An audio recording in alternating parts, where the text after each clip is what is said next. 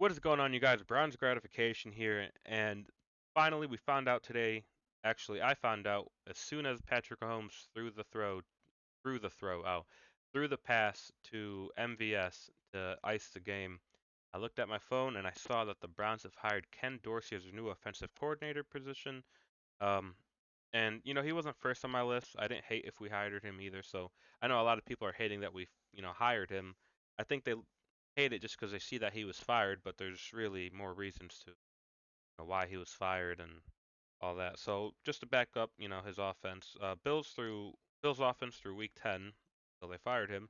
They were third in DVOA, first in success rate, third in EPA per play, fourth in QBR, third in yards per play, second in third down conversion rate, which is nice to hear because that's always something we could be better at.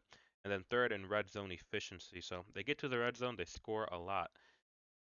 Now, the one thing I think people don't like about this is they see that he was fired. From what I've been reading in Bill's Twitter and just, keeping up with the season, Sean McDermott, he did it last year with Leslie Frazier, and he did it this year with Ken Dorsey. If one part of the game, either defense or offense, is struggling, he ends up firing them. So Leslie Frazier was fired, and now Ken Dorsey. But statistically, Dorsey was a really good offensive coordinator for them. They were 5-5, and I think it was just a lot of panic. You're gonna fire the head coach or you're gonna fire the OC, and they fired the OC. I think at that point through week 10, Allen had like 11 turnovers. There was a bunch of fumbles. Receivers weren't catching anything. So although their offense was efficient, the big mistakes, kind of like the Cleveland Browns, their turnovers ended up messing up. You know, ended up making them lose games, and it's people say, he should have been fired. Some others say that he should have stayed. Either way, the Cleveland Browns now have him as offensive coordinator. Second, people might be wondering, is he our quarterback's coach as well? And I don't think so. I didn't read anything indicating that he was. He was, if they do decide to have him as a quarterback coach as well, not a bad idea just because he was a quarterback coach when Cam Newton was MVP in 2015, I believe. Yeah, 2015. So even again, if you need a quarterback coach, if you can't get like a Brian Johnson or whatever, I'm sure Ken Dorsey will love to take quarterback coach position as well. Now, the third and final question I'm sure people are wondering is who's going to call plays?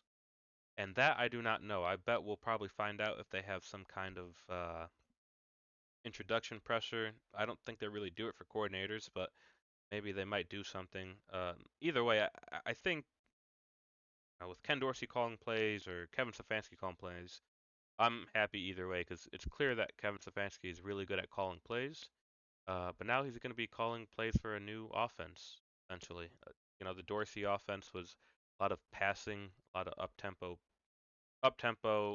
big play kind of offense, and the run game hasn't always been good in Buffalo. It kind of picked up this season.